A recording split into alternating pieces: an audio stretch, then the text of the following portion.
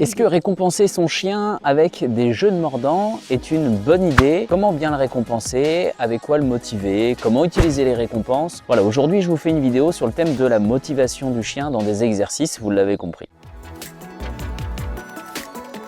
Respect Dogs, ce sont des éducateurs canins comportementalistes en France près de chez vous. Demandez un programme 100% personnalisé sur www.respectdogs.fr. Retrouvez aussi nos formations en ligne sur Respect Dogs Academy.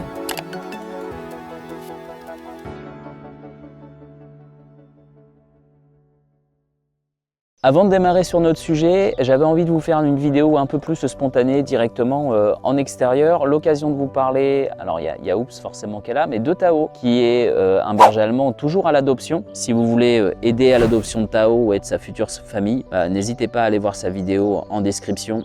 Vous pouvez aussi nous soutenir sur la cagnotte Litchi, soutenir notre association qui a pour but de rééduquer des chiens et puis de les replacer. Justement, Tao va me permettre de vous montrer des exercices sur comment travailler le laisse, le lâcher d'objets et puis aussi savoir quel type de récompense utiliser. Pour commencer, on va déjà parler des récompenses. Quelles récompenses utiliser? Le but des récompenses avec le chien, c'est de le motiver le plus possible. Donc déjà, on va partir du principe, qu'est-ce qui plaît le plus à mon chien?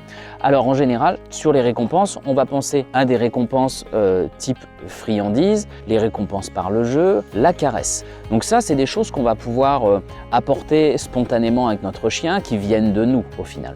Mais il faut penser à une autre sorte de récompense. L'accès à l'environnement, l'accès à certaines choses que votre chien aime va être une récompense aussi. Quand vous autorisez votre chien à sortir de la voiture pour aller en forêt, pour se promener, et bien en quelque sorte, cette liberté est une récompense. Il suffit de voir la façon dont votre chien se comporte dès qu'il voit la laisse, pour comprendre qu'il adore ce moment-là. La sortie va donc être une récompense. Profitez donc de ces occasions pour accentuer ce qui vous intéresse et ce qui va vous faciliter la vie avec votre chien. Je vous avais fait une vidéo il y a peu de temps où je montrais un exercice avec Oops où j'attends qu'elle se reconcentre sur moi dans le coffre de la voiture pour l'autoriser à sortir de celle-ci. La sortie de la voiture, c'est du plaisir et donc qu'elle attende ce feu vert pour sortir de la voiture et surtout qu'elle me regarde pour obtenir ce feu vert, ça va la motiver davantage à attendre et avoir ce contact visuel avec moi. Pour revenir à notre sujet donc des récompenses, ce qu'on va essayer de faire, c'est de récompenser avec le comportement qu'on veut obtenir. Est-ce que vous cherchez à obtenir du calme ou est-ce que vous cherchez à obtenir un comportement dynamique?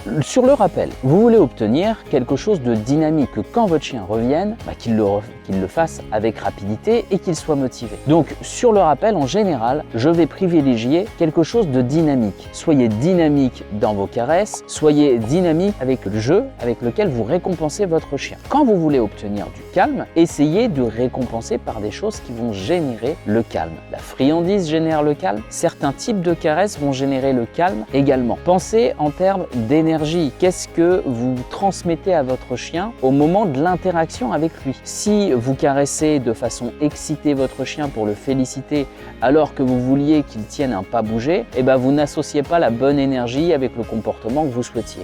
Maintenant, si vous vouliez quelque chose de dynamique, il faut récompenser avec quelque chose qui va créer ce dynamisme vers votre chien. On va donc parler des jeux de tirage. Certains éducateurs disent qu'ils sont complètement à proscrire puisqu'ils développeraient l'agressivité du chien. Alors, je ne suis pas du tout de cet avis.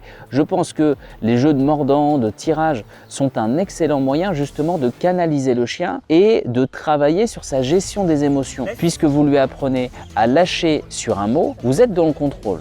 Donc commencez déjà par ça, c'est-à-dire que avant d'aller sur un jeu de tirage, vous devez obtenir de votre chien qu'il ne vous arrache pas ce jeu des mains. C'est un certain respect que les chiens savent instaurer entre eux. Oops a très bien su faire comprendre à Tao que quand elle prenait un jouet, il n'avait pas le droit de s'en approcher.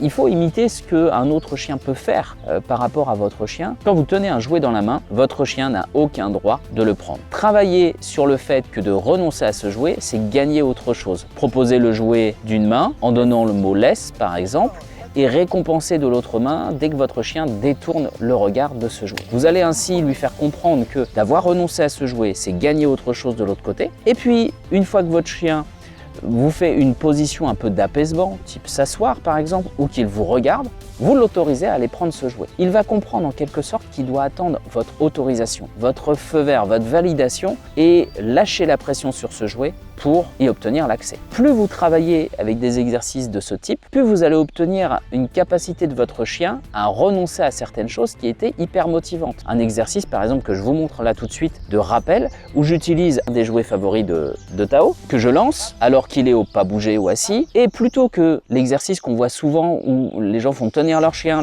il est dans les starting blocks prêt à partir, et que là il part sur le jouet sur la libération, votre va ou votre aller, faites une étape en revenant à pied au pied jusqu'à vous. Vous faites comprendre à votre chien que pour accéder à ce jouet, il faut revenir au pied, que d'obéir sur le haut pied, et ben en fait te donne accès au jeu.